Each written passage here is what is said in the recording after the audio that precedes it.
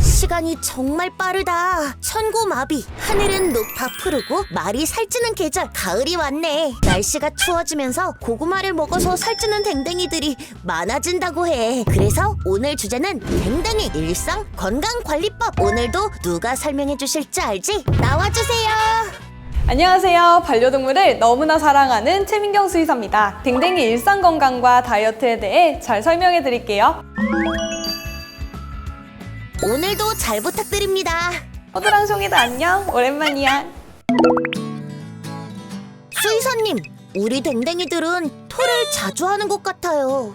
먼저 반려견들은 신체 구조상 어쩔 수 없이 구토가 쉬운 구조입니다. 우리처럼 소화기가 수직이 아닌 수평이기 때문이에요. 개는 정상적인 건강 상태에도 구토를 할 수 있는 거죠. 강아지들이 토를 하는 이유는 뭘까요? 강아지가 토를 하는 대부분의 이유는 바로 공복 때문입니다. 공복 시간이 길어지면서 미세한 담즙으로 인해서 공복토를 하는 건데요. 이런 경우에는 음식물이 없는 노란색 토 혹은 거품토를 해요. 위 상황이면 공복 시간이 12시간 이상 되지 않았는지 꼭 확인해 보세요. 공복토가 잦은 반려견이라면 공복 시간이 6시간 이상 지속되지 않게 해주세요. 그럼 확인해 보았을 때 강아지가 공복이 아니라면요? 강아지가 사료를 너무 많이 먹었거나 너무 급하게 먹었거나 혹은 먹은 직후 격한 운동을 하는 경우에는 토를 할 수가 있습니다. 이런 경우에는 소화되지 않은 상태라서 사료 형태가 거의 그대로 남아있는 토를 하게 돼요. 이때는 구토보다는 역류일 가능성이 더 큽니다.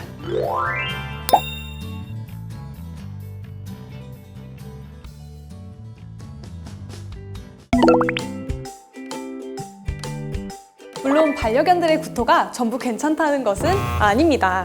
질병 때문에도 구토가 발생할 수 있거든요. 질병이요? 어떤 상황일까요? 질병으로 구토를 하는 이유로 가장 먼저 손꼽히는 것은 위나 장 등 소화기관의 질병입니다. 보호자가 쉽게 알아차릴 방법이 있을까요? 어떤 증상이 있을까요? 기력이 떨어지고 식욕부진, 설사가 동반되는 경우가 많아요. 설사가 동반되고 구토 증상이 반복된다면 췌장염같이 소화기관에 문제가 있다는 뜻이니까 동물병원으로 꼭 데려가 주세요. 세균성 감염이라면 항생제와 함께 유산균 먹는 것도 도움이 될 수 있습니다. 제가 어디서 들었는데 배탈 났을 때 사람처럼 쌀죽을 먹는 것도 도움이 될까요? 안 됩니다. 쌀죽은 장내 환경을 변화시킬 수 있기 때문에 꼭 안 된다는 거 기억해 주세요. 우리와 달리 주식이 쌀이 아니기 때문에 당분이 높아서 장에 유해균의 먹이를 주는 거나 마찬가지예요. 차라리 육수나 소화가 잘 되는 소화기관 처방사료, 알갱이가 없는 습식사료를 급여해 주시는 것이 가장 좋아요. 먹고 나서 치아 관리를 잘해야 하잖아요. 게다가 노견은 나이가 들면서 치아 및 잇몸 질병에 걸릴 위험이 높다고 들었는데 치아 관리는 어떻게 해야 할까요? 우선 노견뿐만 아니라 강아지는 먹어도 되는 안전한 치약을 선택해주는 것이 좋아요. 칫솔질을 싫어한다면 발라 만져도 되는 효소 치약을 사용해주세요. 치태가 치석이 되는 데에는 48시간 정도 걸리기 때문에 아무리 귀찮아도 2일에 한 번은 꼭 양치질을 해주시는 게 좋습니다. 치주 질환은 치매 위험을 증가시킨다는 연구 결과뿐 아니라 각종 세균이 구강혈관을 타고 장기 곳곳으로 이동하게 돼서 건강 문제를 일으킬 수 있기 때문에 미리미리 예방할 수 있는 것은 예방하자고요. 우리 호도 양치질도 잘하네요. 최고예요.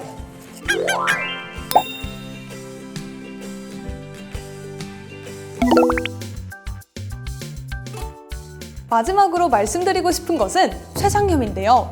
특히나 사람 먹는 음식 혹은 지방 함량이 높은 음식은 췌장염을 유발할 수 있어요. 췌장염에 걸린 강아지는 구토, 설사, 무기력, 식욕부진 등의 모습을 보입니다.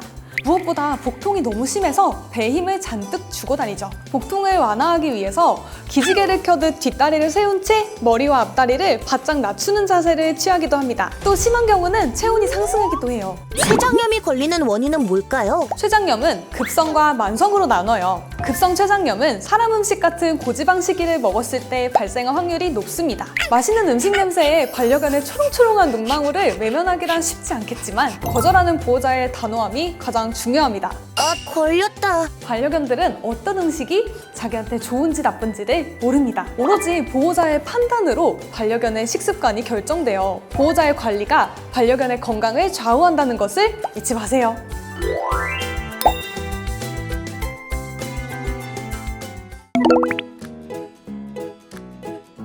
선생님, 선생님, 제가 궁금한 게 있어요. 우리 댕댕이가 비만인 건지 털찐 건지 잘 모르겠어요. 사람도 BMI가 있는 것처럼 반려동물들도 체형을 판단하기 위해서 바디 컨디션 스코어, BCS라는 것이 있어요.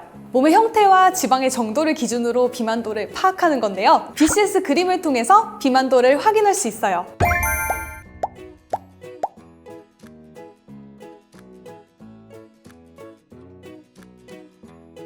혹시 일상에서 쉽게 비만도를 파악할 수 있는 방법은 없을까요? 있습니다. 누구나 집에서 쉽게 할 수 있는 강아지 비만 1분 체크법 바로 알려드릴게요. 지금 댕댕이를 만져보면서 우리 아이가 어떤 단계에 있는지 함께 파악해볼까요? 호두, 이리 와!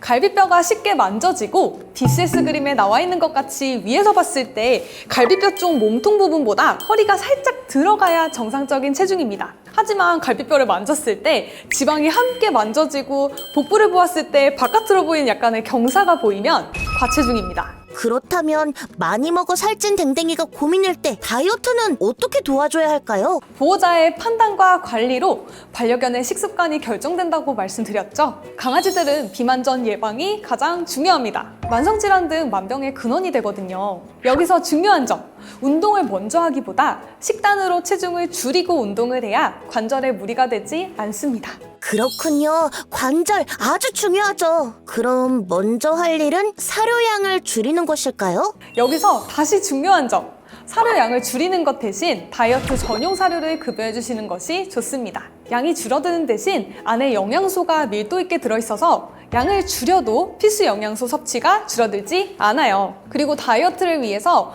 야채를 생으로 주신 분들이 계신데요. 반려견들은 섬유소를 소화시킬 수가 없어요. 그래서 꼭 삶아서 잘게 다져주시는 것이 소화도 더 잘 되고 영양소를 잘 흡수할 수 있어요. 그럼 혹시 간식도 급여를 하면 안 될까요? 칭찬할 때는 간식인데. 무작정 금지하는 것보다는 하루에 필요한 칼로리의 10% 이상만 넘지 않으면 됩니다. 다만 금지할 것이 있습니다. 바로 말린 육포는 금지해야 합니다. 네?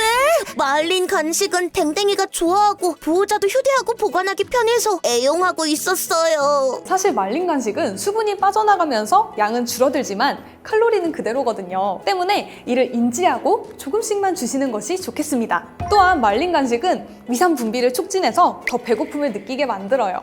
아, 그래서 우리 호두가 더 배고파 했던 거군요.